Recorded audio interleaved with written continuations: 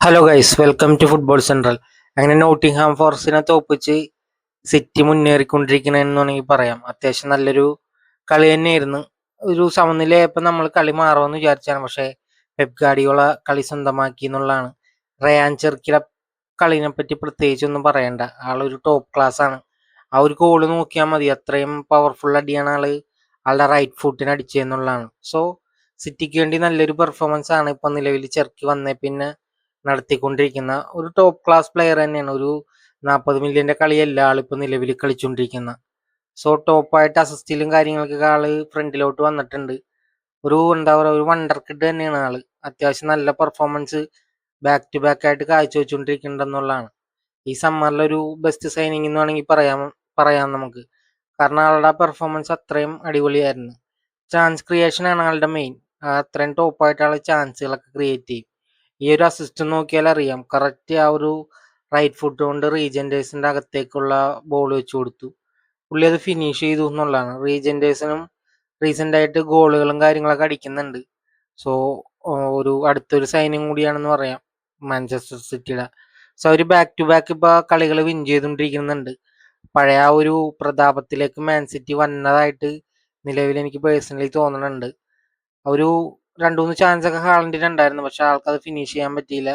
പിന്നെ ഫിസിക്കലിയൊക്കെ ഹാളൻഡിനായിട്ട് ഇടിച്ച് Nottingham ഫോറസ്റ്റിന്റെ players നിൽക്കുന്നുണ്ടായിരുന്നു എന്നുള്ളതാണ്. സോ അത്രയും ടോപ്പായിട്ട് തന്നെ ബാക്ക് ലൈൻ ആണെങ്കിലും സിറ്റിയുടെ അത്ര മികച്ചതായിട്ട് തോന്നില്ല. കാരണം നോട്ടിംഗ്ഹാം ഫോറസ്റ്റ് അത്യാവശ്യം ബോക്സിലോട്ടൊക്കെ വരുന്നുണ്ടായിരുന്നു. സോ ടോപ്പായിട്ട് തന്നെ കളിച്ചൊരു മറ്റൊരു പ്ലെയർ ആയിരുന്നു എലിയോട്ട് ആൻഡേഴ്സിന്റെ പെർഫോമൻസ് ഇന്നലെയും ടോപ്പ് തന്നെ ആയിരുന്നു എന്ന് പറയാം. അത്രയും ഡ്യുവൽസ് ഒക്കെ ആൾ വിൻ ചെയ്തിട്ടുണ്ട്. ഒരു കിടിലം പ്ലെയർ തന്നെയാണ്. ആരായിരിക്കും സ്വന്തമാക്കണമെന്ന് നമുക്കറിയില്ല. സോ ഇപ്പൊ പ്രമുഖ ക്ലബ്ബുകൾ എന്തായാലും എല്ലാവരും നിലവിൽ മുന്നോട്ട് വന്നിട്ടുണ്ട്. ആളുടെ ഒരു കിടിലം പെർഫോമൻസ് തന്നെയായിരുന്നു എന്ന് പറയാം.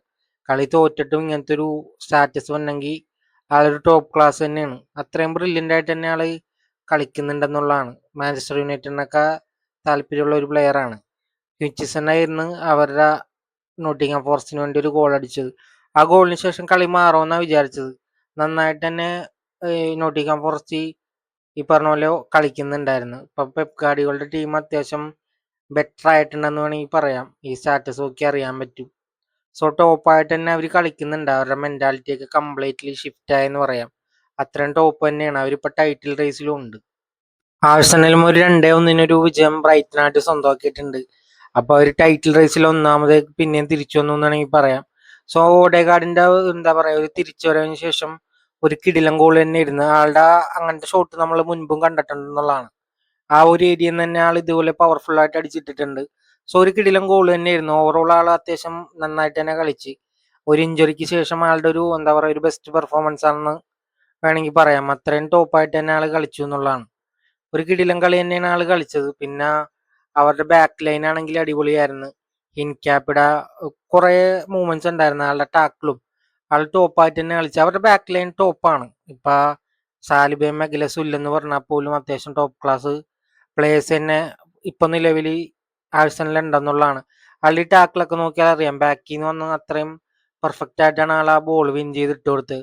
സോ ഒരു ടോപ്പ് ക്ലാസ് പ്ലെയർ തന്നെയാണ്. ബയർ ലെവർകൂസനിൽ നിന്നാണ് വന്നത്. സോ ക്ലാസ് പ്ലെയർ തന്നെയാണെന്ന് നമുക്കറിയാം. പിന്നെ സാക്കയുടെ ഒരു അടുത്തൊരു പെർഫോമൻസ് എന്ന് വേണമെങ്കിൽ പറയാം. ഗോൾ അടിച്ചില്ലെങ്കിൽ ആൾ ഓവറോൾ അത്യാവശ്യം നന്നായിട്ട് തന്നെ കളിച്ചു എന്ന് വേണമെങ്കിൽ പറയാം. ആ ഒരു അസിസ്റ്റ് ഉണ്ടായിരുന്നു ഓഡേഗാർഡിന് കൊടുത്തത്. അത് ഒരു പ്രീ അസിസ്റ്റ് എന്നൊക്കെ വേണമെങ്കിൽ പറയാം. അത്ര ഒരു കിടിലൻ അസിസ്റ്റ് ഒന്നുമല്ല. അത് ജസ്റ്റ് ആ പന്ത് വെച്ച് കൊടുത്തേ ഉള്ളൂ. സോ പിന്നെ ഡെക്ലാൻ റൈസിന്റെ ആ ഒരു കോർണറിൽ നിന്നാണ് ആ ഒരു ഓൺ ഗോൾ വന്നത്. ആളുടെയും ബ്രില്യൻ്റ് ആയിട്ടുള്ള പെർഫോമൻസ് ആയിരുന്നു. ആളൊരു റൈറ്റ് ബാക്ക് ആയിട്ടാണ് കളിച്ചത്. എന്നാലും ആള് നന്നായിട്ട് തന്നെ പെർഫോമൻസ് നടത്തി എന്നുള്ളതാണ്. ഏതൊരു പൊസിഷനിലേക്കും ആളിപ്പോൾ കളിക്കാൻ പറ്റുന്നതായിട്ട് മാറുന്നുണ്ട്. ക്ലാസ് പ്ലെയർ തന്നെയാണ്, എടുത്തു പറയേണ്ട കാര്യമൊന്നുമില്ല. ആഴ്സണലിന്റെ ഇപ്പൊ എന്താ പറയുക, ഒരു നെടുന്തൂണാണെന്ന് വേണമെങ്കിൽ പറയാം. ഈ ഒരു സ്റ്റാറ്റസിലുണ്ട് ആളുടെ മൊത്തം കളികളും. റൈറ്റ് ബാക്ക് ആയിട്ട് കളിച്ചിട്ട് എല്ലാ ഡുവൽസും കാര്യങ്ങളൊക്കെ വിൻ ചെയ്തിട്ടുണ്ട്. പിന്നെ റായയുടെ 2-3 സേവ് ഉണ്ടായിരുന്നു ലാസ്റ്റ് ടൈമിലൊക്കെ. ആളും ഒരു ക്ലാസ് ഗോൾ കീപ്പർ തന്നെയാണെന്ന് വേണമെങ്കിൽ പറയാം. ആളുടെ ആ ലാസ്റ്റ് സേവ് എന്തായാലും എടുത്ത് പറയണമായിരുന്നു. ഒരു കിടിലൻ സേവ് തന്നെ ഇരുന്നത്. അത്രയും ബെൻഡായിട്ടാണ് ആൾ അത് സേവ് ചെയ്തത്. സോ ആ ഒരു സേവ് ഇല്ലെങ്കിൽ ഒരു പക്ഷെ സമനിലയിൽ കുടുങ്ങിയാനെ. ആഴ്സണൽ വേണമെങ്കിൽ ടൈറ്റിൽ റേസ് ചെയ്യുന്ന വേണമെങ്കിൽ താഴ്ന്നാനെ എന്ന് വേണമെങ്കിൽ പറയാം. അവരുടെ മെന്റാലിറ്റി മൊത്തത്തിൽ ഷിഫ്റ്റ് ആയാനെ. സോ ഒരു കിടിലനായിട്ട് തന്നെ കളിച്ചു നിലവിൽ ആഴ്സണലി. നിലവിൽ ഫസ്റ്റ് 1-ാം സ്ഥാനത്തേക്ക് തിരിച്ചു വന്നിട്ടുണ്ട്.